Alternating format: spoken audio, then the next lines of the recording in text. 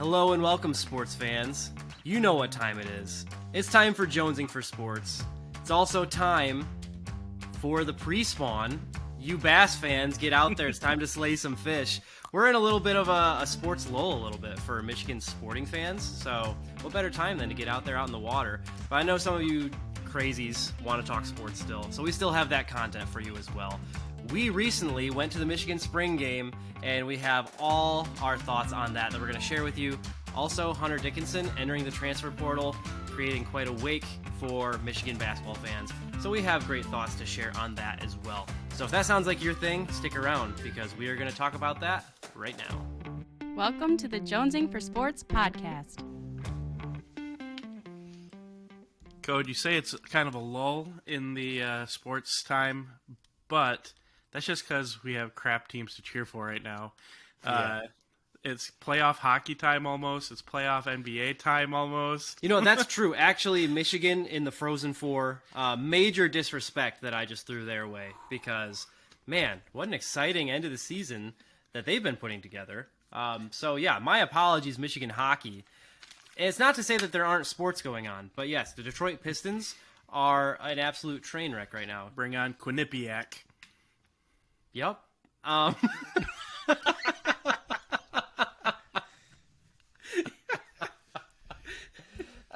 Does anyone know where that school is located? No clue. No. Also, is that how you pronounce it? Yeah, I'm glad you clarified because I thought you were just making up words over there. That's how I say it, Quinnipiac. I always put the emphasis on the Piac, Quinnipiac, but that's just how I read it. You got another third option for us, Code? No. That might be our poll question of the day. Where is Quinnipiac located? I like your And pronunciation how do you pronounce better. it? Yours sounds a little more natural. Mine We're sounds a gonna little look that up more now. broken English. You put the emphasis on the nip, which I appreciate. So, Cody, you also failed to mention, like, we're in a lull in sports. The Masters is this weekend. So we can redo that intro if you'd like. But Cody just forgot about that because he hasn't filled out our family Masters bracket yet. I guess I am speaking from just my own personal experience. I feel like there's a lull because, yeah, Pistons suck. Tigers are just so hard to watch. We just started baseball season, so I guess we'll talk about that a little bit too. But for me, golf that's the perfect thing to fall asleep to. That's my NASCAR. I know that's probably blasphemous to some of you out there, but I mean, if you're just spending hours watching golf, I feel like there's better things I need to be doing. It's also a perfect background work from home For sure. thing. And I'm kind of bummed that I got a lot of travel work stuff to do tomorrow because first day of Masters, it'd be beautiful just to have it on in the background. Brandon, who is your betting favorite for the Masters? I may have placed too many outright winner bets, but Good for you. I'm going to be a square and go with Scotty Scheffler because I think he's just the best golfer in the world right now. He shows up, But at his Masters, odds are not too. great. But and it's not likely that someone would defend their Masters title. It's only happened a handful of times. But if someone's going to do it, I think it could be him. But there's quite a few guys I like. I always like Morikawa. I'm trying to think who else I went hard on. But I'm excited about the Masters. I actually looked at tickets. Do you want to guess how much on the secondary market it would cost if you wanted to go for all 4 days? I actually didn't think you were allowed to. I thought you had to have like a pro invite. So the Masters tickets, what they do is they do it like a lottery. So if you want to buy tickets, you just enter your name, and you have about a 0.5% chance to win.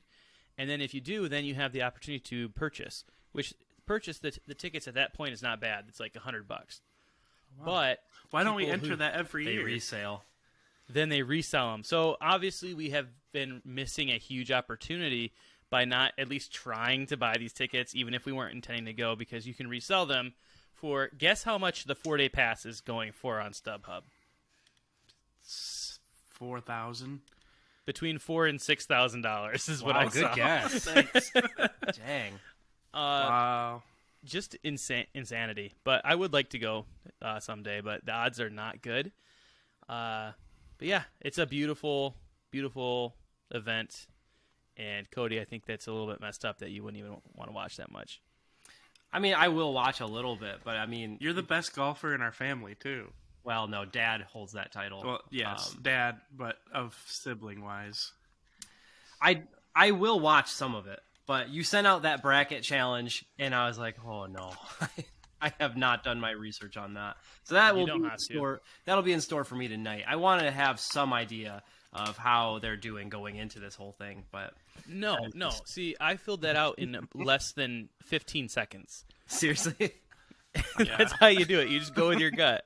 Taylor, see, I can't do sister that and mom because filled it out, Taylor too. and Mom filled it out, Yeah, and so this did is the Brienne. type of thing. And Brienne, there is no shot that one of us who actually watches sports wins this. oh, no. It's 100% going to be one of the women in our lives that couldn't care less about sports because that's the way it works. So maybe I just need to care less You gotta and care less. kind of, subscribe to their mentality of, I'll pick the golfer that wears the nicest color shirts or something like that. But I just feel like I got to try even harder because that is a pity feeling you feel in the pits when you just get absolutely toasted in bracket challenges like that. I had Brienne read me her picks, and I was getting so frustrated because she's naming like just great picks, and I'm saying, how did you find, like, what made you pick these names?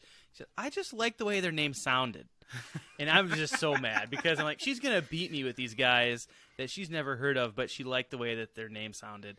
That's And the way it works. Taylor sent me her list. Hers is solid, so there's no way that one of the girls is not winning this tournament. I'm just putting that out there. But it's still fun. We did just get a final score update. The Pistons just dropped a late-night game to the Brooklyn Nets. So, for anyone still following the Pistons. Well, they've I locked thought- in the top odds in the lottery. So at this point, we can actually start trying to win. It's not going to hurt. I thought you were going to give us a score update. I was like, yeah, of course they lost. It was like 128 to 109. When's the last time or they've something. won? Oh, 123 to 108. So solid. Yesterday, Jaden Ivey had a 30.8 assist game. So, we got 2-star guards. Everything's great. and we're about to get a third in Scoot Henderson when we lose out on the. Stop! No, none of that. Hey, in any other year, Scoot would be a great draft pick. He doesn't necessarily. That's the hard part. This isn't a Pistons pod, but that'll be interesting when we get to that point and find out where we're drafting. We still are going to have so much cap space next year to make a move. I don't know who that's going to be, but if you could bring in Wemby, you got 3 amazing pieces right there. All you need is a 4th that you can get, so you can splash some big money on, and who knows what happens after that. LeBron James. I'm putting everything in next LeBron year. James. I would hate that so much. No shot. All right. The other sport that's going on that is less exciting because we're in Michigan is Major League Baseball has started, and the Tigers are already about 6 games into the season, and I think our mailbag is about baseball, so we'll talk a little bit about that and kind of use that as a little bit of our preview for the Tiger season. Probably won't spend a lot of time on that because, the Tigers are just a bummer right now. But, Code, you want to read that mailbag? Yeah, pretty straightforward one from Jaron today. It reads, pitch clock, yay or nay? What are you guys' overall thoughts so far on the pitch clock? Certainly something that's been a point of controversy, to say the least, to start off this new season. This was something that I couldn't wait for the podcast to answer because I've just been thinking about it a lot. So on the Discord, if you're on our Discord, you already saw my answer to this. But the pitch clock is getting a lot of negative publicity. A lot of people are complaining about it. And I don't totally agree with the complaints. I think the complaints are when, like in late game, we saw when players were learning the pitch clock and getting used to it. There was some weird penalizations. Even a spring game got ended on a pitch clock walk or something like that. So that part, that's going to be horrible if people can't figure it out and there's issues and games are ending like that. However, in watching the games, it goes by quickly. It keeps the play snapping. I watched a video the other day that showed a video from last year of a pitcher. There was guys on base. In the course of this whole video, last year's pitcher threw one pitch. And it was split screen. So the other side was a video from spring ball this year, and it went through a whole half inning in the span of one pitch from last year. And I think that's very telling that, like, in the old way, you could literally sit there and have one pitch happen in the span of 5 minutes. Just because he's stepping off, the batter's calling time, the pitcher's stepping off, he's throwing to the base runner. And they're not even throwing to the base runners really to keep them honest or keep them there. It's just a delay tactic. It's a mental thing. That is part of baseball that a lot of people liked. There was this mentality to baseball that it wasn't a timed thing. You could play this like chess mentality with baseball. And I do like that too. But even then, like, and you had mentioned when a pitcher throws back to first base, like the crowd boos. Yes. Like they intuitively know that's not entertaining. They want to see things keep moving along. And even if it was not entertaining, like if there was a good point to it, I get keeping a base runner honest, but that's not what they're doing half the time. Half the time it's just a delay tactic. There might be a guy in the bullpen warming up and he needs to get more pitches in before he can come in. Or he's just trying to play mental games with the batter. What is so wrong with keeping the batter and the pitcher playing the game? All this does is keep the teams playing the game and more play time that we're watching rather than standing around. In other sports, we complain constantly about when there's less play time. And you look at we'll look at NFL and be like, holy crap, the game is 60 minutes long and there's only 12 and a half minutes. 12 minutes of actual play time. And it's something that we joke about as a negative. And then this is actually trying to get the play time to be more and the lack of play time being less. And it seems like that's a positive thing. I think the biggest complaint people have is that it could ruin the endings of games. And I do think maybe in ninth inning or whatnot, we could go away from some of the penalties. Ending a game on this would be, I think, atrocious. That would look pretty bad, and it just feels like you're taking away. However, if we get used to the rules, there's no reason it should take you longer than the play clock to pitch the ball or to be in the box. There was all these baseball tactics that old heads were getting at. In the Discord, someone else also voiced that when they go to a game, they really like the amount of time that they're there. That the play clock is going to shorten that, and they feel like it won't even be worth their time going. Whereas baseball is already the longest sport. Shortening it a little bit, I don't think it's going to take away from the ballpark experience that much. And there's opportunity for the game to be longer, too. If the offense is getting runs, there's going to be more pitches. There's going to be more play happening. And gameplay could be a little bit longer because there's more opportunity for actual play to happen. And you got to think that this is going to benefit offenses as opposed to pitchers. Yes, and already in the first opening day, I forget the stat, but there was a huge amount more stolen bases this year because of the new rules than last year's opening day. Love stolen bases. That's going to equal more offense as well. More offense, more base hits, more batters faced. And so the experience of the ballpark, I think, is not going to suffer from this. I think you're still going to have a good time. You're still going to have time to go get your hot dog, your drink, whatever. And that's a shift that we've been trying to work towards, I believe, with getting rid of the shift and trying to make it a more engaging game for people. You want to see more offense. Pitching battles are not that amazing to watch unless you actually have a no-hitter perfect game brewing, which is not going to happen most of the time. Still could happen. It's not saying that it couldn't happen, but yeah, I would agree with you there. But I do think something that you had said in the past too, that maybe the rules aren't perfect yet, and that there might be something that needs to change for the latter innings. Because I do think letting those extend a little bit is kind of fun. I like the suspense of the ninth inning and letting all of that pressure build. I think that's a lot of fun, and I wouldn't really love to see a pitch clock in that scenario. I'm not saying you get rid of it entirely, but maybe extend it a tiny bit. Or extend it, or even get rid of it in the playoffs. Because no one's complaining about the length of a baseball game in the playoff time. True.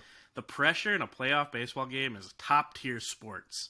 That's a lot of fun. And so if there's a little bit of extra time going into that, I don't think people are complaining about that. But the regular season, 162 games, that's a lot of baseball. And shortening the non-play time, I think, is beneficial. The shift also, getting rid of that. People are pushing it as far as they can because you're allowed to line up directly behind second base. And I've seen some rips up the middle, and they're fielded still. Like Torkelson hit a rip up the middle the other day past the pitcher.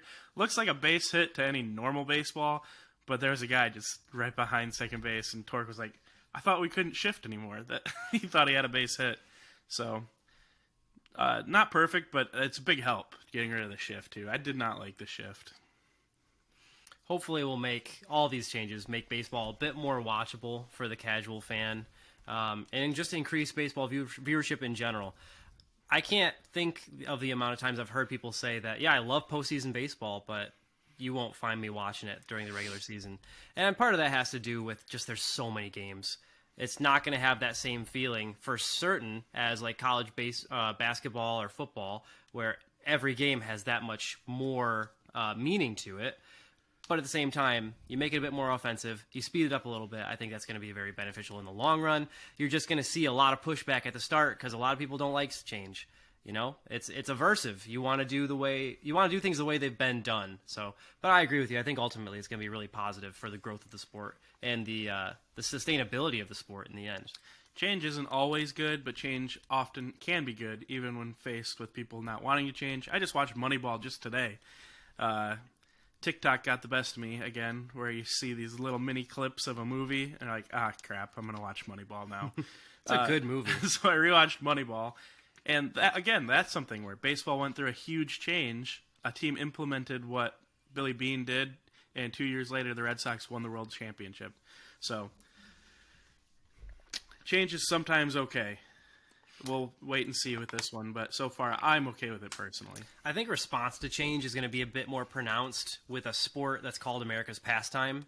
Rich history there, and so people are going to want things to stay as close to the old days as normal. But you look at the viewership ratings for baseball compared to really any of the other major sports in the U.S., it's not America's pastime anymore.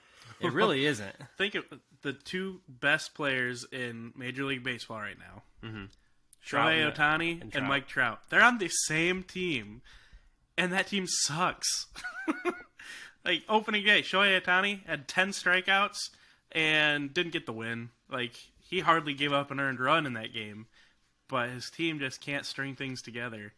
That's one thing, baseball. I know you don't want to help a team get better, but woof, the Angels figure it out.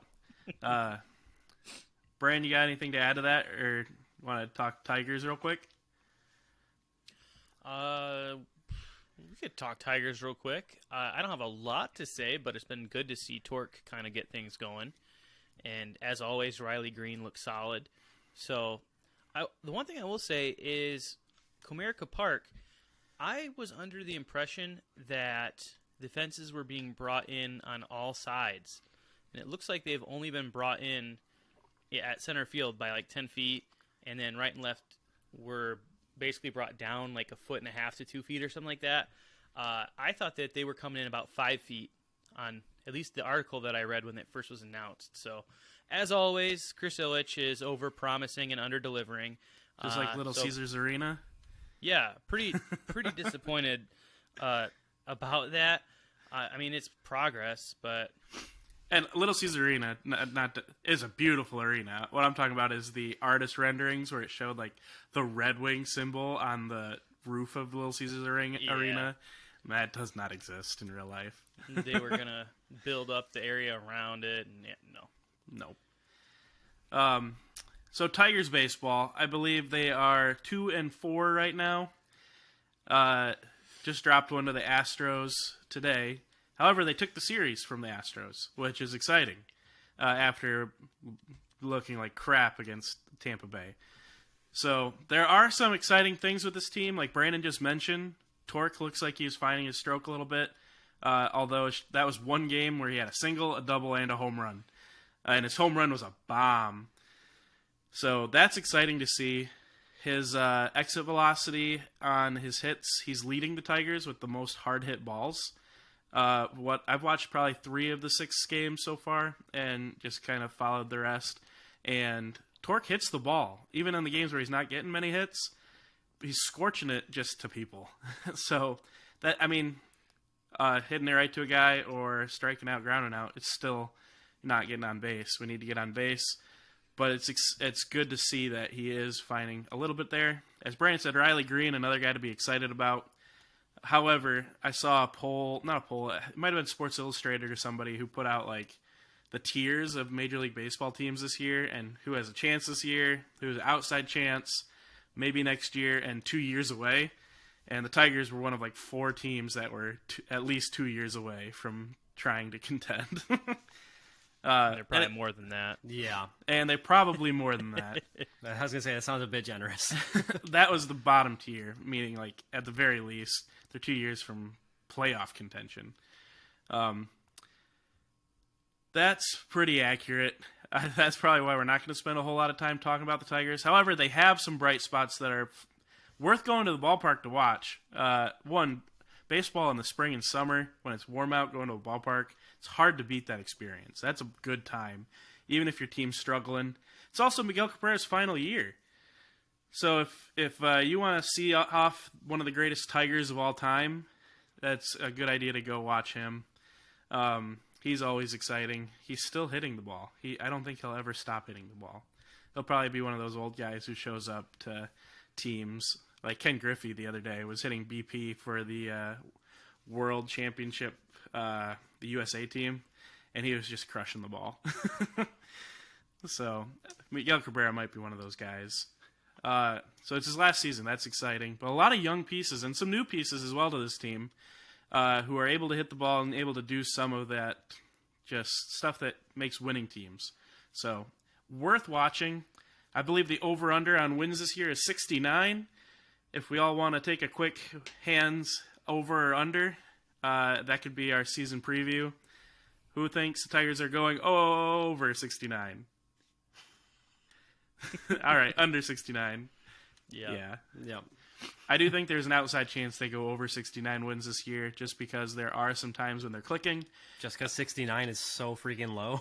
69 is not many wins.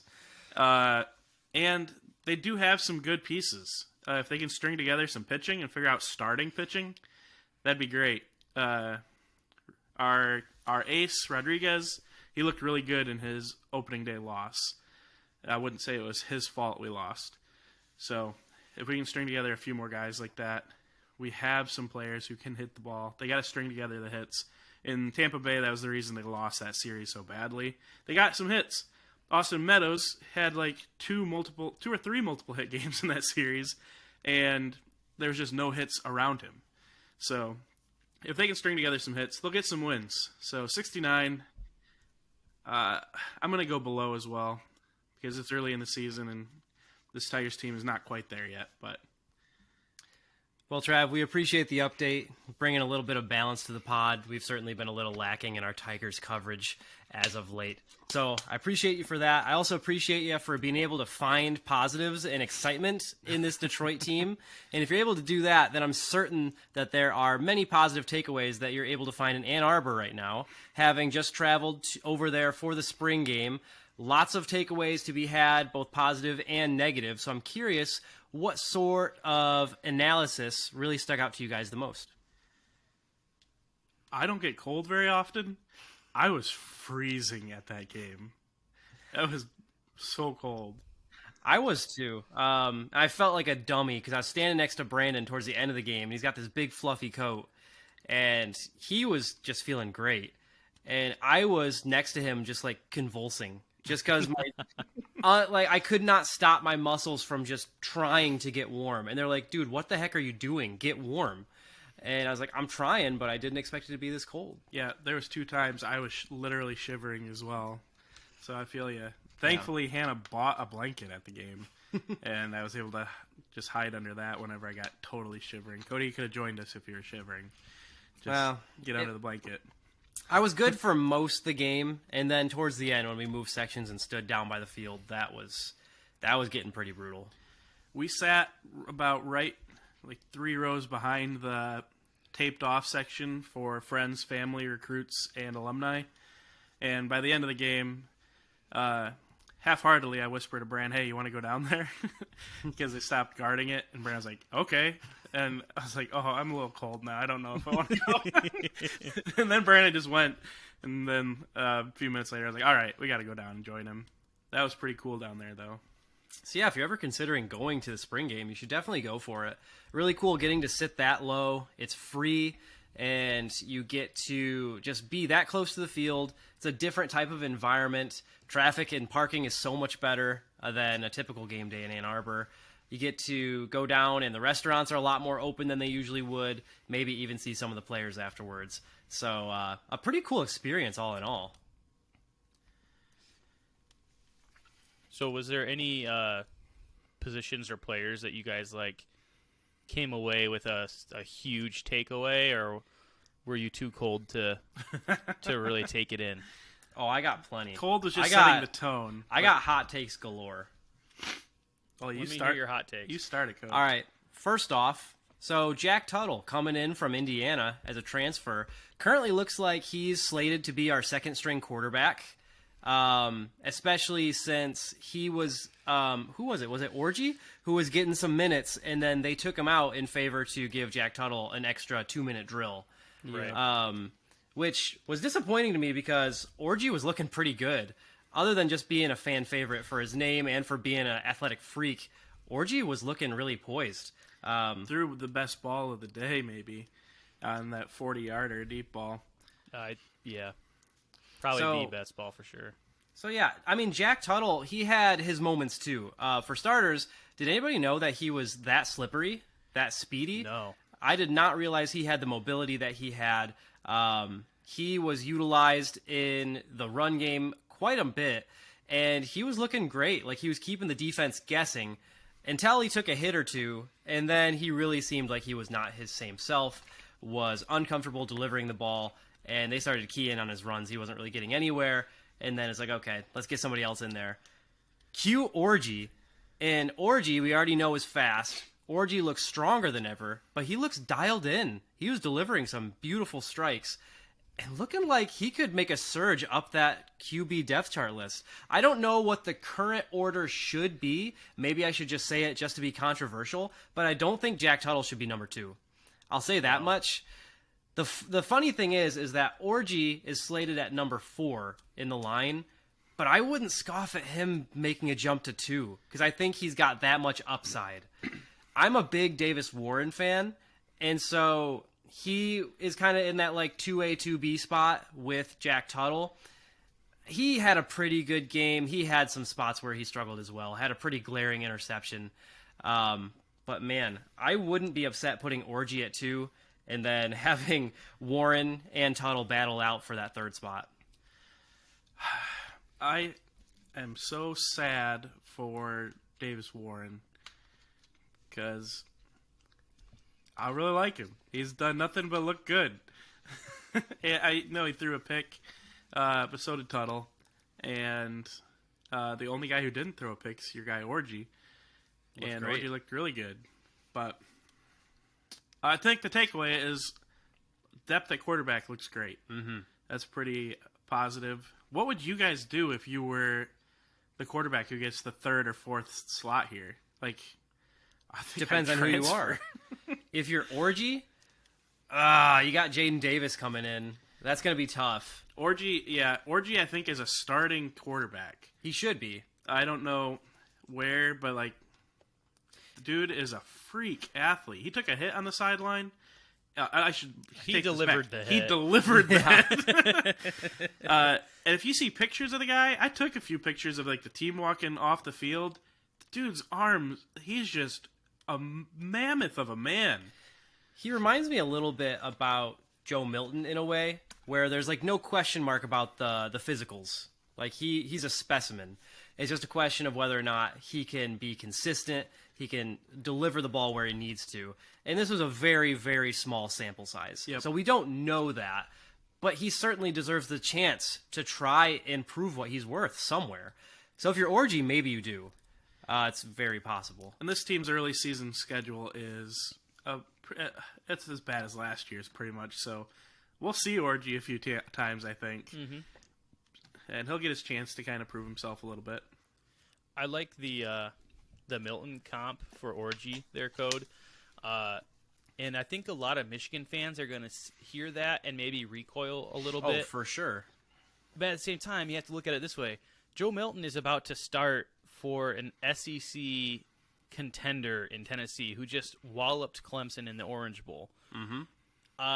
Joe Milton is probably going to be a high draft pick next year. I don't think it's a bad comp for Orji, and I don't think it's a negative comp for Orji. And I know it seemed like they were not letting him have the same reins as they gave to Davis Warren and Jack Tuttle, where he only threw the ball a handful of times. But when he did throw it, he looked really good. And I think, like you said, he opens up the offense with his athleticism, like how JJ is able to run the ball. I think they'd be more willing to let Orji run the ball because he's more likely to injure the defense than they are to injure him. Mm-hmm. I think the whole playbook would be open when you have a player with that type of ability. So I kind of liked how you went with the making your own depth chart there, because I think it was clear based on what the reps looked like, where they had Jack Tuttle literally on the other side of J.J. McCarthy, that he seems to have earned QB2 in the spring. But your point about how once he got hit, he was a shell of himself, and it seemed like once Davis Warren got warmed up, then he way outperformed Tuttle, I thought. And statistically, he did. If you look at some of the writers were able to tally up yards, Davis Warren had like 180 yards, where Jack Tuttle had like 60 yards. And Tuttle completed 50% of his passes, and Warren completed somewhere like 60 to 70% of his passes. On the other hand, Orji was 4 for 6, so best completion percentage there. But Says all you need to know. 6 throws is not a high sample size. But I would personally put my depth chart, obviously with JJ being 1. I would put number 2. I think I would stick with Davis Warren because I liked how he led the game-winning drive at the end to bring his team back and then also complete the 2-point conversion. And I'm totally fine with that. And I think 3, I would just go straight to Alex Orji. Jack Tuttle had the moxie at the beginning, and he looked really good for a series, and then he fell apart. Once he got hit, it was like you can see, that's why he never really got to start his previous 5 years in college. So I would drop him way down, especially because he doesn't have a future. This is his last collegiate year. This is his 6th year. There's no more after this. Where Alex Orji is a sophomore, Davis Warren is a junior. Both of those guys, technically, if they're not going to transfer, like you mentioned, could be in the battle for QB1 if JJ were to leave early, which I think if things go well, he should be leaving early. So, like you said, got to like the quarterback depth, but I was shocked after the game when I got on Twitter and everyone was singing Jack Tuttle's praises, and I was like, man, what game did I just watch? Because I thought the other 2 guys looked a lot better. Do you have something on quarterbacks? Yes. Okay. I think, there's maybe not as much drama here to dissect, but it's something we probably should talk about, him being QB1. What were your guys' impressions of JJ in his one half that he got to play in the spring game? I thought it was funny that JJ was the only quarterback, only offensive real player that was unhittable. Which is good, but it was like, JJ, you're the starter, obviously. All these other quarterbacks, It's a free game. If you Kill want. Yeah. And they did. That's what happens when you got 4 of them. They're like, yeah, whatever. This will make our decision a bit easier. Let's weed him out a bit. It almost felt like he wanted to put him through the fire to kind of really make him earn it. But it really kind of did. worked a bit. I mean, you can look really good in spring practice, but it looks a lot different when you get hit. That's something that you're not going to be able to know about maybe a Jack Tuttle until you see it in action. JJ, I don't think did anything to make us go crazy about, except for the rollout touchdown. That was hot. Well, I think it was Cody, maybe right. Somebody said JJ on the run throwing a touchdown is one of the hottest things. That sounds like something I would say. Roll Especially out JJ. because like it was his opposite foot. Like I think it was off of his right foot, throwing right-handed, running to the left. It's a very awkward position, but he puts it right Does on it the so money. well. It's what he does so well. That and a JJ jump pass. Oh, The pick was bad, gonna have to excuse but myself. I'm willing to get over it. It was early in the season. It was super windy, and I still can't find out what happened there because it didn't Yeah. look like he got hit, but he it just, Watching the replay, I set it to record on my DVR. It looked like I couldn't tell if he got hit or if the ball got hit, but the ball in the air, it didn't have a spiral. It looked like it was just wonky. So I don't know if it came out weird, but it definitely sailed on him somehow. So you can say that you can just chalk it up. That's a bad throw. I liked all the rest. I mean, he was 7 for 10, so 70%. The aforementioned touchdown where he throws it to where only his guy can get it on the run. There was another play where he threw it just over the head of the defender where it kind of like just had the touch on it. It was a nice out route where it went over the defender and dropped right into the hands of the offensive player. That was a loves that pro throw. level throw. I think that was right over Cody Jones. hey, but Cody And, Jones forced a fumble. He actually did he play sure pretty did. well. He had a pretty decent game. But that throw Represent. there is one of those where you say, yeah, that's why he's so good, because that's a throw that you really don't often see in college. A lot of guys can't do that. So I was excited what I saw from JJ. He looked good, came out a little rusty, but then once you got the blood flowing, same old JJ. And it's a little bit of a tougher job for him as well. One, because he's wearing that white jersey, so He's you the White know Knight. that he's not going to be rolling out of the pocket much. I mean, they tried to run a read option once, and the edge knew it was going to the running back because JJ is not allowed to run it. So that's going to handcuff you a little bit. He's going to stay in the pocket. You're allowed to sink back a bit, but still to complete 70%. Hit a few of those out routes to O'Leary was like his favorite target of the day. He's another one that we'll mention for sure, but really looked very solid in my opinion as well. My next question / takeaway was the O'Leary versus Walker battle all day. And I'll leave it open-ended to whether you want to talk about O'Leary or Walker first. Walker being in his first real action at cornerback. A lot to take away from that. So Jim Harbaugh is, in my opinion, the master of hyperbole, because he previously had said, yeah, Walker's a starter at cornerback.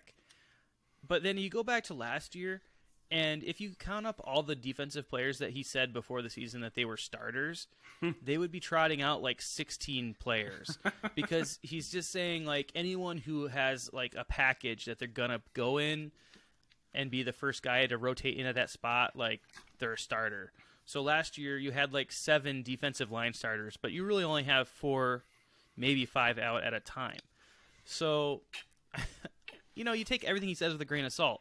Last year, he said that Peyton O'Leary was basically Cooper Kupp. Peyton O'Leary, I don't believe, caught a pass in the regular season. He caught last one. Year. He caught one. Okay. against Colorado State. But he, just like the spring game, he had a fantastic fall camp. He was looking really good, but then he never really made an impact.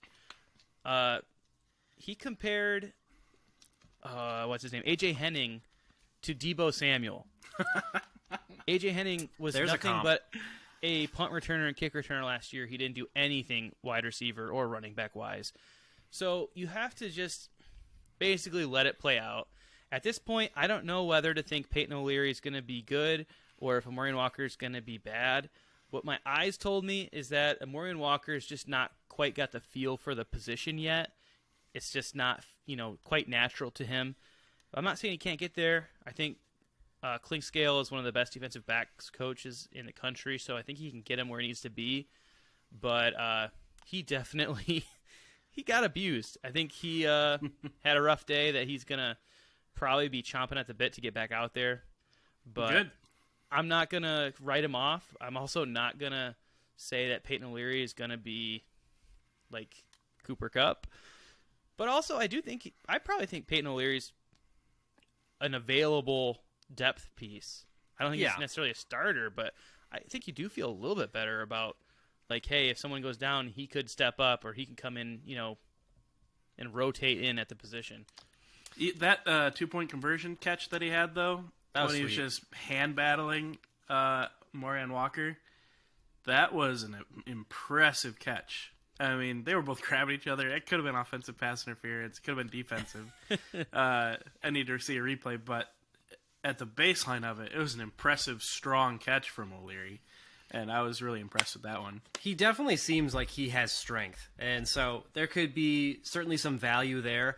My assessment of that matchup is kind of purely based on vibes.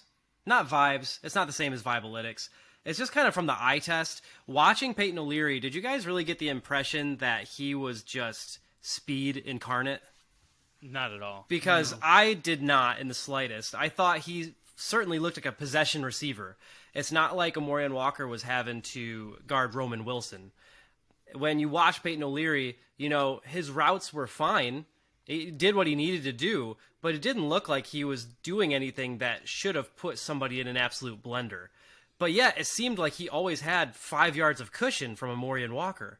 And so I thought it was a little bit more discouraging because I didn't necessarily see a performance from O'Leary that made me think he's just going to be an absolute standout. Like Brandon said, I could see him being a depth piece, but I thought it was more an indictment on Walker's ability to acclimate to the position. Defensive back being one of the most difficult positions to play, I don't fault him for it. It's going to be very challenging getting used to a position like that in your very first year. But I do think that this is going to be a challenging year for Amorian Walker. I want to say, Bran, that we've got Deebo Samuel and we got Cooper Kupp. We just have so much talent on this team that it's difficult for these guys to see enough playing time. But ultimately, I think he just hasn't gotten used to the position. I think it's going to take him a year, maybe more. And so I don't see him being that number 2 cornerback this year. I think that's probably going to go to Jaden McBurrows. And he'll be slowly brought in to get used to that position. I think he'll see a good amount of time in some of these non-conference games to help him get used to it. But man, it was a little bit disappointing with how much hype was going into him transitioning into defensive back. I will say, though, it might have been you that said it first, Bran, that even if he doesn't necessarily have the skill set just yet, he has the mentality of a defensive back. He claims to be the best athlete in the nation. He is just crossing arms, no completion. Anytime he has literally zero impact on the play whatsoever. My favorite. No, he had impact. They threw flags all over the field for defensive. That's my favorite picture ever. I say with a slight bit of sarcasm, standing over O'Leary, who just torched him for like 96 yards or something like that. I don't remember how many it was. Absolutely torched him. 126. 126, not 96. I was thinking of Benjamin Hall, who had 96 yards and a touchdown. Another standout from this spring game for sure. But O'Leary, 126 yards, and Amorian Walker draws 2 flags on the pass interference call and knocks O'Leary to the ground and just stands over him. Such a cold picture. Goes so hard. So he's definitely got the mentality. I think he'll fit in with that position just fine. It's just going to take some time to get used to. You mentioned the cornerback 2 possibly going to Jaden McBurrows. That's kind of one of my big takeaways is I think there's absolutely going to be a battle.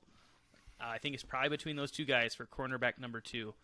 At the same time, last year, they had 3 pretty much starters at corner with Jamon Green, with Will Johnson, and help me out. The guy who's super fast.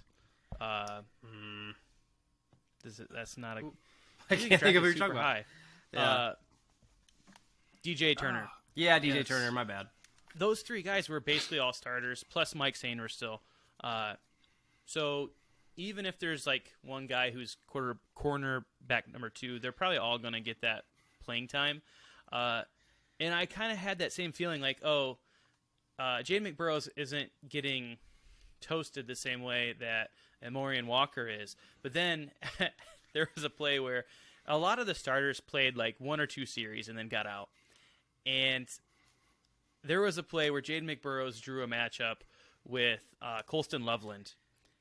And Colston Loveland split out wide, and he put him in a spin cycle. He had him not sure which way was up. And that was the only reception, only target that Colston Loveland received. And McBurrows really looked just out of place. And so it's hard, to know how the matchups work. But I think those two guys will battle for it. The other question that I had is at wide receiver, I was a little down.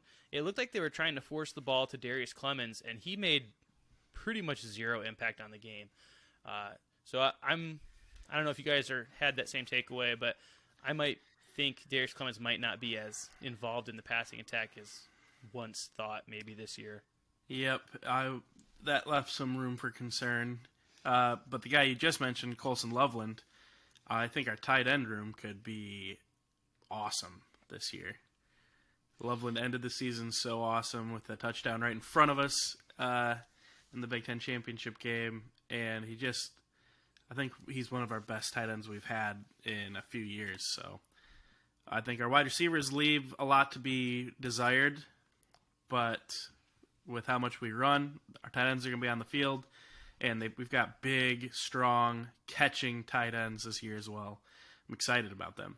And let's be real, Roman Wilson is who needs to get all the fanfare, and he's probably going to get 3 receptions in a game or 3 targets. We don't like need that, Cody. We don't need that. It's spring. So we don't need to be talking about 4th, 5th on the depth chart. Well, there were some people thought maybe he could be a starter. So that's some of the chatter I had heard, where it seemed like they wanted him to be in, but every time they'd throw it up to him, it wasn't him coming down with the ball. And Travis mentioned tight ends. On the rewatch, that touchdown was thrown to A.J. Barner, the transfer from Indiana. I didn't realize watching it live, they ran basically a triple pick play to get him open, which tells me Great play. you do not put out great plays in the spring game. So they were intentionally trying to get him a touchdown. So I think that says that they're going to use him a lot in the red zone, and they're going to use him a lot this year. So the 2 tight ends, Loveland and Barner, I think are going to be electric. So as a good call out there, Trav. Even if the wide receivers aren't killing it, I think the tight ends might. Mm-hmm. Agreed. I need to know if that's going to be clean. If you run that in the regular season, it actually looked like it. It didn't look like they were. Yeah, they looked like they ran it perfectly. Yeah. But if you just look at it, if you watch it in motion, you got to think like that's just going to trigger a reaction from the refs. Like they're just running a brick wall through the entire defense to sweep the tight end the opposite direction. Like. And it looked good. Harbaugh is having a heart attack saying, "What are you doing running that play in the spring game?" And assistant coach saying, "I wanted steak." I think they ran it just to rub it into Illinois a little bit. Bielema's just turning red and cussing in his lazy boy. Oh, man. What else? One name that I mentioned that I want to talk about that has kind of an interesting impact on another positional depth chart is Benjamin Hall, freshman in the running back position. He's the one with 96 yards and a touchdown. Benjamin Hall looked like a truck. Got to give Trav credit for Benjamin Hall. Absolutely. He picked him out. Like, he saw, I think, one video of the practice of these spring enrollees that joined for the bowl prep. And I'm pretty sure it was literally like, you hand the ball off to him and you run through some cones. And Trav looks at this guy, looks at his thighs and says, "I like that guy." And what do you know?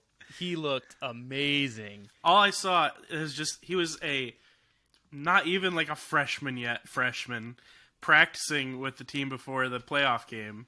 I'm like, I've never seen a freshman look like this at Michigan as a running back. The lower body strength this dude had, he just looked like he's got like Saquon legs going on, and he's a true freshman. So that was exciting. But yeah, Code, talk more about him because he was, I think, maybe the highlight of the spring game. I couldn't believe that he was truly a freshman. Like you said, it's incredible to see somebody that physically developed.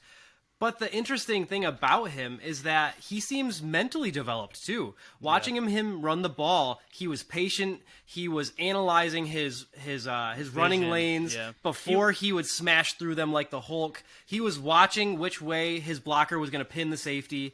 Like, it was Blake Corum-esque in my opinion. I don't think he's got like the elusiveness of Blake Corum just yet. That's not to say that's not something that he couldn't pick up. He's a freshman. He has certainly more athleticism, I think, than Blake Corum did when he was a freshman. So who knows where he's going to be at by the time he's a junior or a senior. But, man, that's the type of kid where you think sky's got to be the limit for him. And how on earth was he only a former 3-star? Because somebody with that type of lower body strength should not be flying under the radar. I need to look up more on his high school career and like how he was just a 3-star, because like what his stats looked like, where he went, because I don't know a whole lot about. He actually wasn't starting at his high school, and there was, I think, at and one he took point that he might have personally. Been a third string on his varsity team, and something that Mike Hart saw in him apparently, because there's a lot of recruiting insiders saying, why is Michigan taking this commitment? He should be going to a MAC school.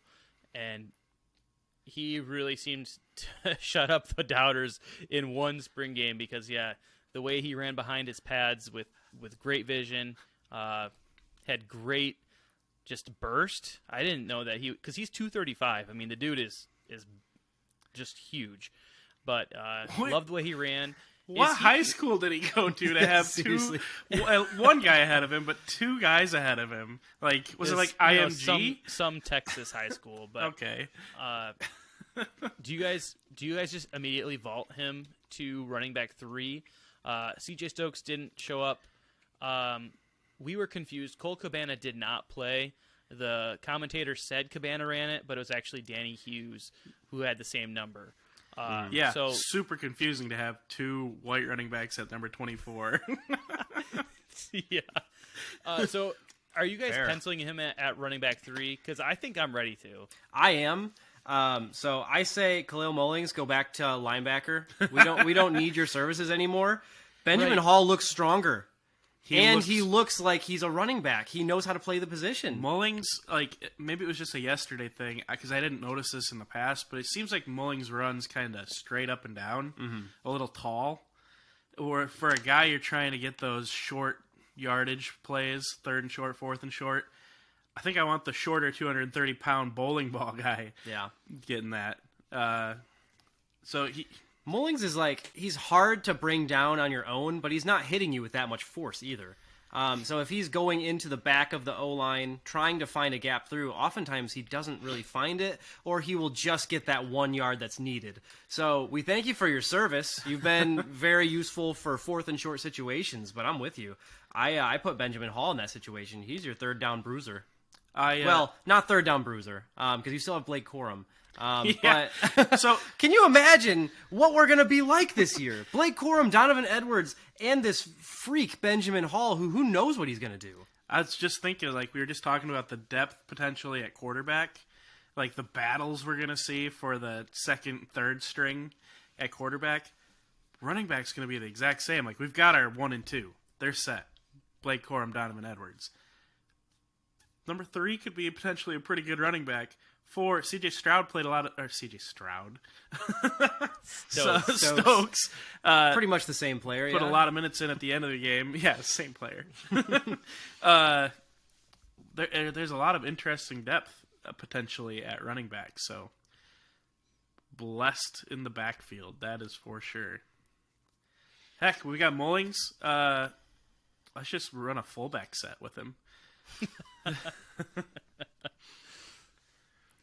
My last takeaway is that the defensive line, and this might be a product of your mix and match offensive line, but the defensive line looked awesome. Mm-hmm. I was really, really impressed by Josiah Stewart, the transfer from Coastal Carolina. Yeah, I was that's really exciting. impressed by he was the defensive constantly tackles. in the backfield. And what's his name? Moore. I can't remember his first name. He's a sophomore now.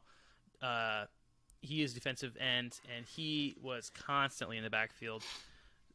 I honestly think that the defensive line will be better this year than last year, and we're going to be replacing the Big Ten Defensive Lineman of the Year. So I was really, really encouraged because that was maybe one of our question marks. As long as you avoid injuries, I'm really encouraged. Especially, man, Josiah Stewart, he looks like a weapon. I was really discouraged when Iabioki transferred, Yeah, but he looks like he could fill that void and some. So very encouraged with the defensive line. I think that teams this year are going to honestly just hate playing against them. I couldn't tell what it meant when Kenneth Grant got drafted number 1 for the spring game.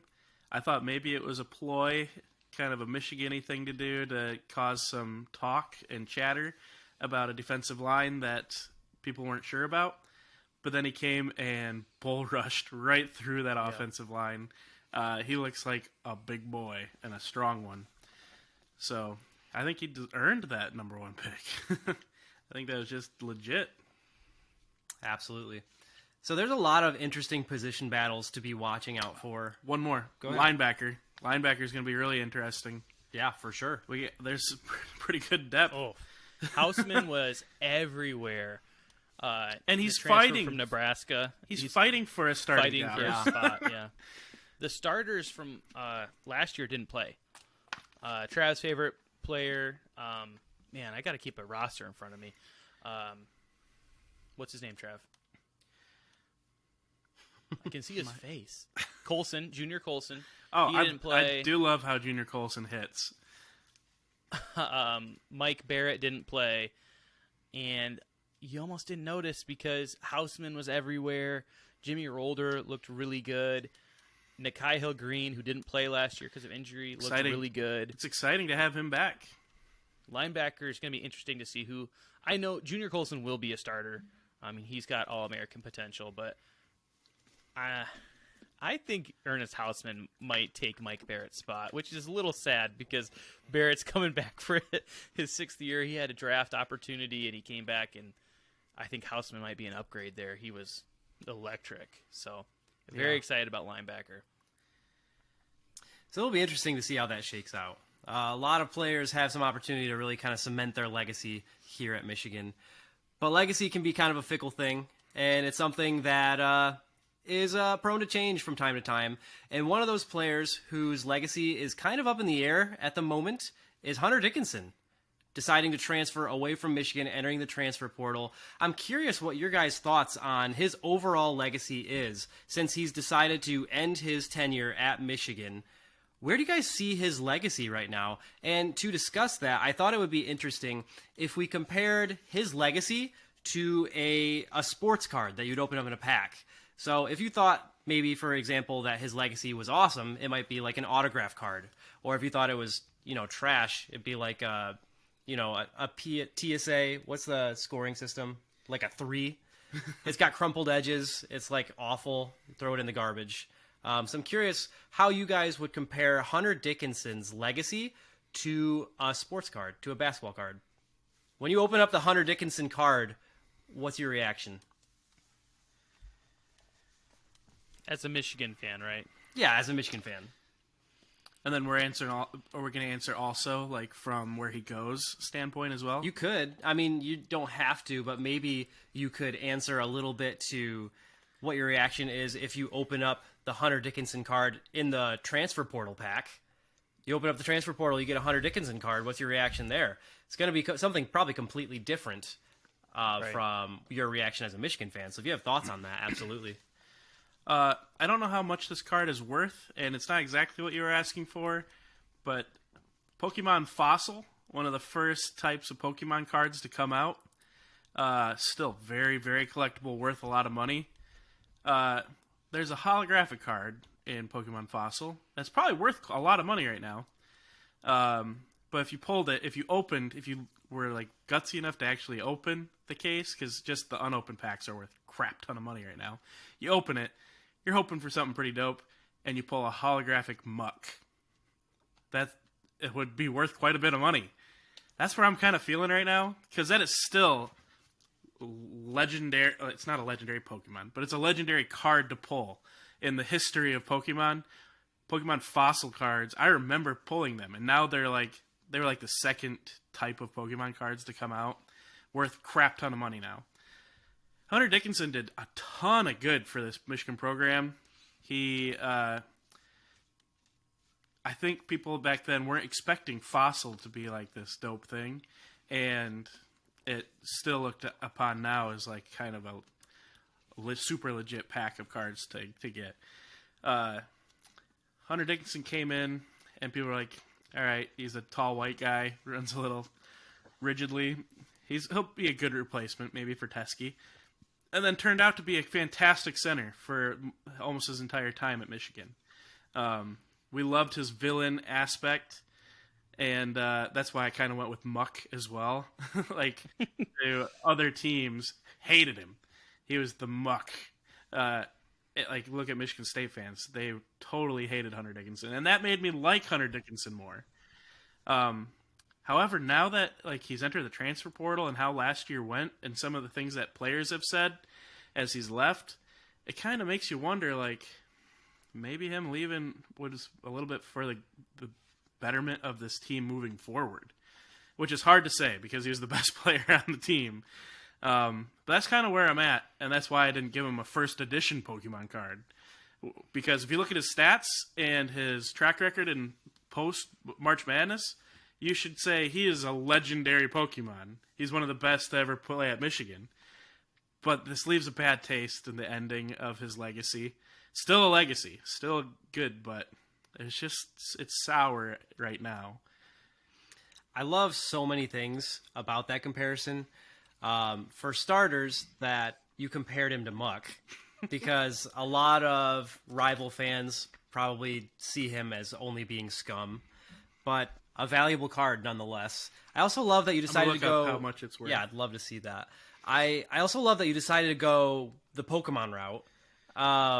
Me being a Pokemon fan, also when we kind of formulated this comparison, I thought, oh, Travis being the sports card aficionado, he's gonna pull out some super abstract sports prism card that I've never heard of, and then you went Pokemon, and I get joy out of that. I think it's funny, but I also think that I'm getting the similar feeling to when we say we should never let Brandon go first. This is your domain.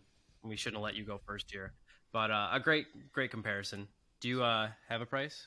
Okay, so this Muck was sold for $420. Nice. Wow. But I've seen some others selling for not quite as much. So if you've got a Gem Mint 10 Muck first edition, you're going to get at least $350 for it. Not bad. Not bad for a Muck. Actually, compared to what the majority of Pokemon cards are worth, really good. Really good. Maybe not stellar. So the direction my mind went, some of the cards that I got, not that I got most, but that I have kind of fond memories of, I suppose, are double jersey cards. You guys ever see those? They're either double rookie cards or double jersey cards where it's going to be one player on one side and one player on the other side. And on the one hand, I think oh, that's so cool. 2 players, double the amount of jerseys.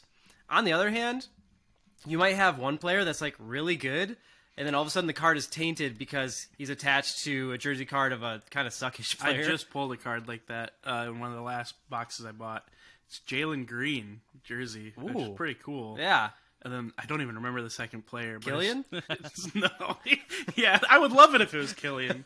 No, it was... That'd actually be kind of cool. Jalen Green was definitely the cream of the crop on that card, and then the other side is I don't even remember. It was somebody not good. Yeah, so I think those cards are really cool. So when I picture a Hunter Dickinson card, I'm pulling this double jersey card, and on one side it's Hunter Dickinson, but on the other side it's also Hunter Dickinson. Oh, this is good. And so, like, one's his home jersey, one's his away jersey. I feel like when you look at the career of Hunter, you have some real positives, but you also are just going to constantly be reminded of the negatives too. You're going to think like, oh, we had like back-to-back terrible seasons, but one of those, we made a deep run in March. You think about how he has had like really legendary performances against Michigan State, but we split against Michigan State every year that he wore a Michigan uniform. You think, oh man, this is the best big man we've had in some time. But then you think, Hunter Dickinson can't dunk it if there's somebody within 5 feet of him. And you think of the amount of potential that he has as a player, what he could offer this team in the coming year, in his last year at Michigan, and you think, well, he never pushed himself to reach that next level of athleticism, and he also decided to enter the transfer portal. So on the one card, you have Hunter Dickinson and the idea of what he was at Michigan and what he could have been, and it's something that's really positive. But then it's also a little bit tarnished by what we got and kind of his inability to reach that next level, and also his inability to ultimately help elevate the program to that next level, which doesn't totally fall on him, but as a leader of the team, there is a degree of it that does. And that's going to come from taking that personal accountability to push your game to the next level, but also to bring that out of your teammates. And so ultimately, you know what they say, when things get hard, what is the pasta quote? I butchered it. Some people are like pasta when, oh crap, When the temperature gets hot, they get soft. Yeah, exactly. And so, I mean, I kind of actually don't blame him. This team is a dumpster fire right now. I would kind of want to dip too. And I think Hunter is going to be somebody who is going to be very valuable in a transfer portal deck. So some lucky team is going to snatch him up, and they are not going to be looking at him as, oh, this could be a really cool jersey card, but it's Hunter Dickinson. It's like, holy crap, this could be what we need to make a run. So ultimately, you're left wanting a bit more. You're left with a sour taste in your mouth. But there are memories of some really great moments with him as well. That was a good comp. That was very good. Thank you. I'm gonna go back to the Pokemon well. Incredible. I'm gonna be maybe a little harsher than Trav, because I'm not gonna say it's a muck, but I don't know what this deck was called, but I remember when I was a kid is when these Pokemon cards first came out, and they were the thing.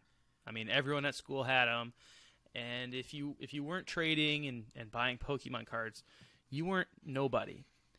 And it was a big deal, you know, if your parents would actually get you a pack, because, you know, groceries and all the other things that cost money, you got to keep the lights on. Isn't it crazy to think back about our Pokemon days? And, like, for sure, we have held a first edition Charizard in our hands before. Oh, yeah. I had one. That is worth so much money now, if you could have kept it in good condition till now. Right. And I know for a fact I couldn't have, because my first ever Barry Sanders card I carried around with me everywhere. I still have it, and maybe it would be a PSA 1. It's like I had it in my pocket through grade school. It was my favorite possession. So You get all sweaty. yeah.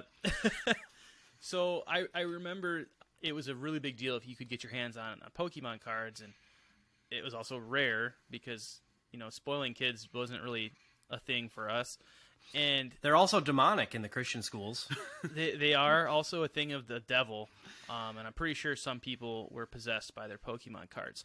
However, for us, it was just a thing of joy. And I remember going to the store. I don't know if it was with Mom or with Grandma, but I was really good, and I got a pack of Pokemon cards. I was very excited. These Pokemon cards were a little different, and when I opened them up, I noticed that I was getting all these cards that you wouldn't regularly get, because it was all the best cards. There's Charizard, you know, Venusaur, Blastoise, like every good one, Mewtwo. However, it was like the whole card was art, and there was no, you know, moves or energies. and I thought it was great. And I bring it home, and I don't know if I showed it to Travis or if I showed it to some of my friends, but I was promptly told those cards are trash. They're worthless. They're not the trading card game. Those are just the secondary ones. That Being an older brother, no one probably cares. was me being a dick. You were just so spiteful and jealous. Well, no, just being mean about it, not being real Pokemon cards. Well, yeah, because they weren't yours. Well, Those aren't real. I'm pretty sure what you're talking about is the Topps Chrome Pokemon. I'm not sure, but it wasn't the Pokemon Yeah. company or whatever. Anyways, that's what my Hunter Dickinson card would be. It's an off-brand basically. It's not the trading card game Pokemon. It's like generic store brand Pokemon.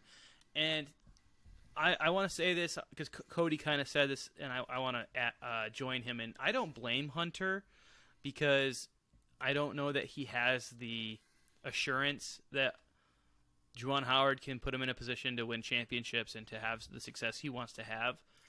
But at the same time, if Hunter Dickinson was really that good, I think that they could be pretty good surrounding him with accountants and plumbers at the 4 other spots if he was truly the good player that he can be.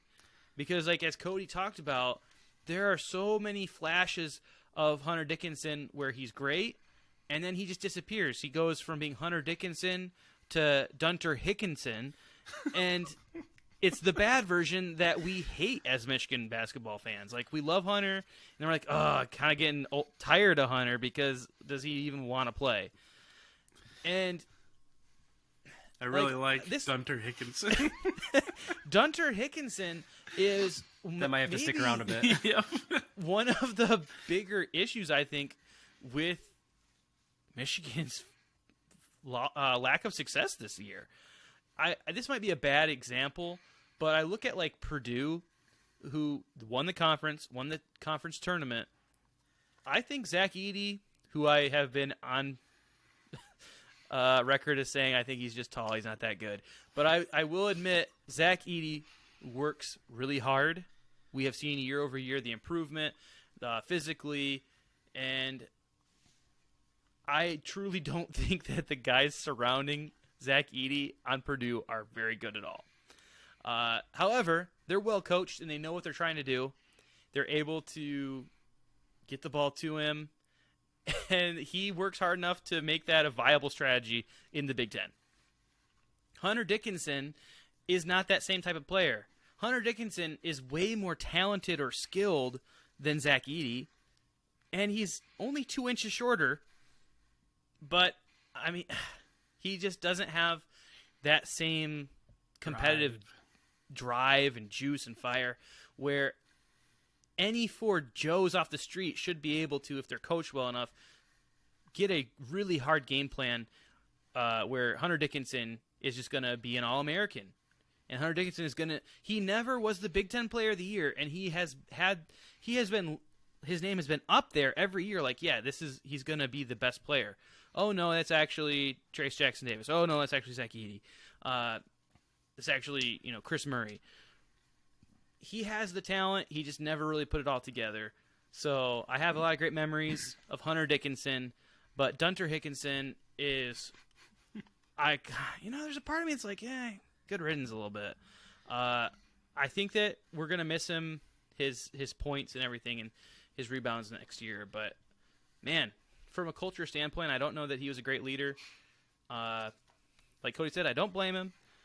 And if I'm Kentucky or Georgetown or whoever it is that's going to take him, I'm going to say he's probably more just a rookie card where you're very excited about the potential.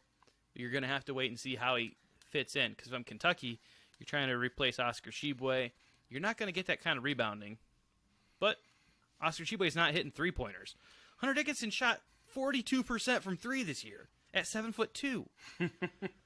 So, yeah, that's about where I'm at.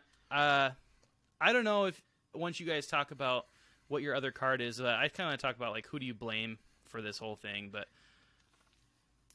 we can cover that in a minute, I guess. when you said rookie card feelings of wherever he goes, that's how they'll feel. I'm kind of right there with you. But to expand on it, there's a card in many sports decks now. You can get a redemption card, and a lot of people are excited when they get a redemption card because it means you're going to get something good from it. And I think whoever gets Hunter Dickinson's, it's going to be like getting a redemption card for an RPA, a rookie patch auto, which is awesome because it's a rookie, so the potential is super high, and it's a patch and an auto. That's like the holy grail of cards right now. It might be certain inserts, but RPAs are like this. They have staying power for value. However, it's a rookie. You don't know necessarily. You see what they've done and know that the potential's really high, but it could be like a Zach Wilson RPA, where Zach Wilson, I think, is done in the NFL. I don't think he's going to be Zach Wilson. That's harsh. But you don't know exactly. Hunter Dickinson, I think he's ranked as the number one guy in the transfer portal. Accurately, I think. Inaccurately. So you're going to be excited about this guy. But it's a little bit of wait and see. So if you pull a rookie RPA redemption card, you're going to be stoked about that. But you got to send in that redemption. They got to mail it to you, and then hopefully it comes in good condition. Hopefully the mailer was safe, and hopefully it turns out to have a good career with your new team. You guys remember those Pro Bowl Honolulu cards, where it would just be like from Pro Set? Yeah, I think so. Like they'd just be wearing like 1990s. Probably. They were just wearing like a lei and like just like a Hawaii shirt. And like I don't think they were worth anything, but I always thought they were really cool because they were really unique. It's like players not actually wearing pads, just without a care in the world, just in that island mindset. I have some really funny ones like that of Bo Jackson. Really? Where he's just shirtless. Just looks like a model picture. That sounds awesome. See, I would put that in my deck of cards. Now, if you are building your show page around that one card, people are going to think you're dumb because it's not going to have that level of value. But I also don't see him as like a rookie card necessarily because at this point, you know what you're going to get from him. It's not so much like look at the ceiling or potential that he has. This is sort of like a victory lap for him, I think. And so he's done his time at Michigan. He's got this one more year. And so he's the vet coming in. He's the Pro Bowl presence. That is the last piece that you're adding to your collection to make something really unique and special. I think this is about cards, but I think we're going to learn a whole lot about Hunter Dickinson and about the Michigan program based on how Hunter Dickinson does wherever he goes. Mm-hmm. And I'm really excited to watch it. Yeah. Part of me also, he's meeting with Kentucky today. If he goes to Kentucky, I'm pretty sure Michigan plays Kentucky again next year. Oh, man. Can you imagine? That's going to affect his legacy. If he has to play against Michigan and he's doing the shenanigans of shushing everyone too short. He will destroy Michigan if he plays against them. Yeah, he will drop 40-20. Well, the thing that I like about Kentucky for him is it is a tough replacement with Oscar Tshiebwe. At the same time, he wouldn't have to be scoring option number one because Kentucky is very guard-centric, and there's always five-star guards all around him. So I think it would be actually a really nice fit for him. And, of course, Kentucky is always going to have the ability to contend. I thought I could say that about Michigan, but I think Trav's right. We're gonna see a lot about this team because if they are nosediving next year, the whole thing could blow up. I will say just about Michigan's team next year in general. Twitter, some people were kind of popping off saying, "I think this team's going to surprise people. I think this, that," and somebody's response to that was, "You literally have nothing to base that on. This team doesn't exist yet. There's still going to be 2 or 3 more guys joining this team. It sounds like we could be pretty good. We could, yeah. We have no clue. This team doesn't exist yet because we're going to bring in so many more guys. We're on the radar for Caleb Love. That would be crazy. There's some good transfers out there, and Juwan gets some guys. So whatever you say about last year, the program, I think we're going to pull in a few more transfers, and we'll have some stuff to talk about at least with this team.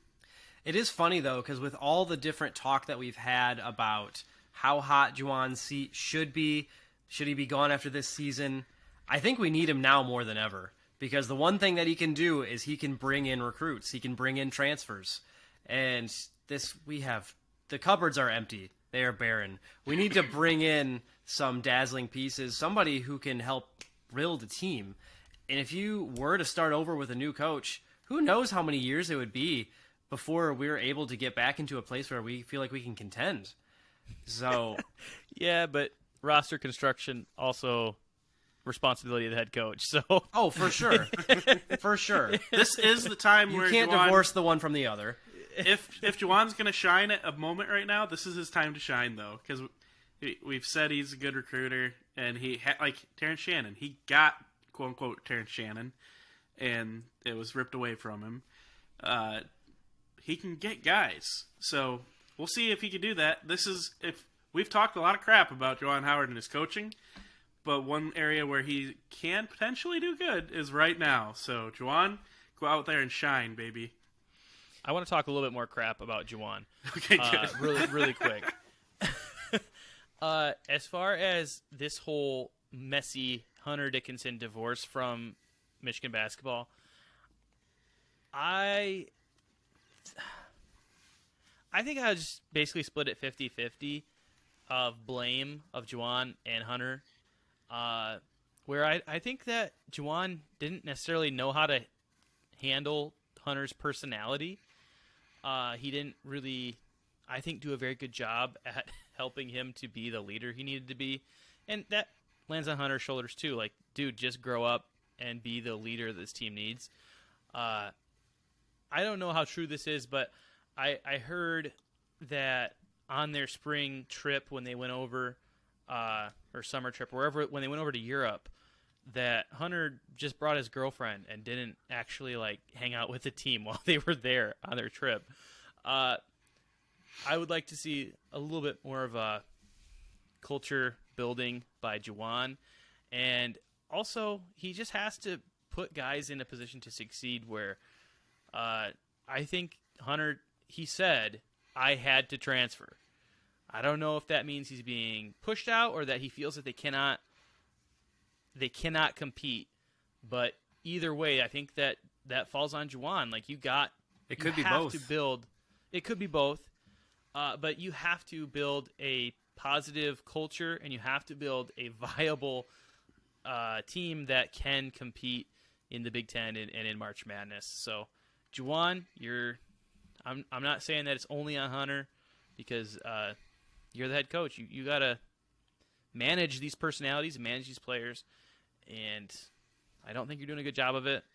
And Hunter, you're also, if you had a little bit more fire and you just decided to be an alpha and be the dude and take accountability for your own attitude and your work ethic, like, you should be the best player in the Big Ten, and you weren't, and you're not. One thing that, talking about Howard and next year, that gives me a red flag for next year is Jace is still on the team. And is he going to be a senior next year, or is it his senior year? I think it will be. He's gonna be an upperclassman, and it's gonna be a great excuse for Juwan to be like, "Hey, he's a leader. He's earned it." We're gonna see a ton of Jace Howard on the floor, even if we bring in recruits or transfers. If we see a ton of Jace Howard on the floor, just throw in the towel first right away. He's only going to be a junior. Oh my gosh. Oh, man. So we might have 2 more years of Jace, yeah. We will have 2 more years of Jace. That's rough. Does he have a COVID year? Can we get 3? Cody. Sorry. If he's had 2 years, is 20. It's gonna be really close for his COVID year. I'm not sure. We might have 3 more years of Jace Howard. So you have that to look forward to, Michigan fans. Who knows? Best defender on the team. Best defender of the team. Real glue guy. heart and soul of this team, really. So He really was when he was a bench player and just super hyped on the bench. Loved him. who knows? Pressure makes diamonds. So maybe this is where we will see Juwan really begin to blossom, and Jace just becomes the best basketball player in the Big Ten. Yep, that'd be amazing, Code. I don't believe that. I think the Howard family is cubic zirconia, fake diamonds. Little Fairly Odd Parents knowledge there for you. But we'll see. I'd love to be proven Did you wrong. learn that from Fairly Odd Parents? Yeah. Really? Yeah. Wow. Yep. What was the context? So there's one episode where Timmy's dad, for some reason, becomes really smart. He probably wishes him to be smart because usually he's super dumb. And so he's teaching him about just stuff. And he's looking at his mom's ring. And he's talking about how cubic zirconia is a really great just diamond, like fake diamond, and super cheap. And then she gets super mad at him. And he goes, but diamonds are even better for rings, like yours totally is. And then she's happy. But yeah, Nice. so cubic zirconia, often used as a fake diamond, much cheaper. Did you know that there is a Jimmy Neutron and Fairly Odd Parents crossover? Yes. So yeah, Quality. Timmy absolutely pulls in the Jimmy Neutron universe. Yep, he does. He's a stud. I might look that up. Fall asleep to some. I was gonna watch the spring game again tonight. As I fell asleep, I might watch the crossover episode of Jimmy Neutron and Fairly Odd Parents. This is going off the rails quick, but I was on Instagram the other day. Not supposed to be. I'm lenting, but shh. Don't tell. Podcast. I've been really good actually, but every once in a while I'll get like an Instagram DM, like just from friends. I'm allowed to check those, and then one thing leads to another, and I'm looking at Fairly Odd Parents reels, and one of them I thought was really interesting because he's like in fairy court, which he finds himself a lot. But apparently, I didn't know this. This might be like towards the end. Apparently, he reveals that he made a wish that everybody in the world would stop aging. And that's the reason that there are just years of him having fairies and always being 10 years old. And they're like, "What? How long ago did you make this wish?" And he says, 50 years? This is really in an episode. Yeah. So that's like a plot twist at the end that Timmy's been 10 for 50 years of living. So he's actually 60. Wow. I don't even know what happens after that, but I need to go through and watch it. Just thought I'd share that. Fun little tidbit there. I was also singing "My Shiny Teeth in Me" just last week. Yeah, you were. That's a fun poll. Something I So, think about. Shiny Timmy teeth has that been- glisten, just he like has the been, stars like, in space. Fawning for Trixie Tang for 60 years and never once actually. Yeah, he has not been rough. able to pull her That is tough. in his 50. Well, he did pull her once, and then she went insane. But that was also because there were literally no other people on the planet. It was just them two. So, I've watched a lot of Fairly Odd Parents. I'm realizing like there's a lot of knowledge locked away in there that's coming back. But yeah, that is pretty sad. Really appreciate this mini deep dive into Fairly Odd Parents to end this episode. Well, we needed to make sure that we hit our hour and 30-minute quota for the pod. So, you're welcome for that. For all you hour and 30-minute commuters. For anyone who makes it to the end of this episode, if you call our number at 2345-MI-CODY and just yell, "Fairy Godparents!" and let us know who you are, we'll send you a Jonesing for Sports t-shirt. So, first person to do it, the t-shirt's coming your way. Is Oh, it? I got money on who that's going to be. Is it this one? Yeah. Oh, okay, I was gonna say I'm gonna do it. I know we've seen other merch that I like. I want to act. Or no, maybe I'm thinking of tranquilizers. Anyways, we need to pump out some more merch. We do. I think there'd be a small market of like 5 people who might be interested. I'd be one. I I'd would. wear Okay, all more of than it. 5 because I would too. Coach, stand up. I think that's one of my favorite shirts. It's like it's got a North Face kind of vibe. Mm-hmm. It's pretty clean. I'm a big fan of it. Yeah, I love that shirt. Yeah. Our mom was wearing it. Ann Taylor, our sister. was Yeah, wearing it this always weekend. makes me happy. Like I don't know if it's laundry day or if they're just the biggest supporters, but it always makes me happy to see them repping. Yep. And it's Taylor's pod too. You get to hear her at the beginning of every intro, so Yep. it's kind of a little fun there. In case you guys didn't know, that's Taylor. that says "Welcome to the Jonesing for Sports podcast." Also, something we're just going to keep this going. I realized a lot of you probably know, but a lot of you may not even know that like jonesing is a real word. Is that something that we ever explained on the pod? I just thought people had vocabularies and could figure it out. I didn't even know it was a word before we did this. Really? No, I never used jonesing. I'm jonesing for something. Oh, I would, just because, probably because my last name is Jones and I like the word. Brandon, did you have like any knowledge of the word? Yes. Okay. I love the inflection that you chose to use there. It made me feel very intelligent. I never used the word once, but I've talked to people since having this pod that just had no idea. And they thought it was just because it was our name. Obviously, it is our name, but it's an intense desire for something. Like me, I guess. So that's all the time we have for this current pod. That's why it fits so well. This is an intense desire for Michigan sports. Yeah, absolutely. But I wasn't sure that we ever like talked about that on the pod. I have to think there are at least a couple people who are really grateful now for that explanation. Yeah. Or I'm just the dumbest boy. That might be it. But Well, yeah, well, in the interest of not embarrassing myself any further, we'll go ahead and bid you adieu. Thank you once again for spending your time with us tonight.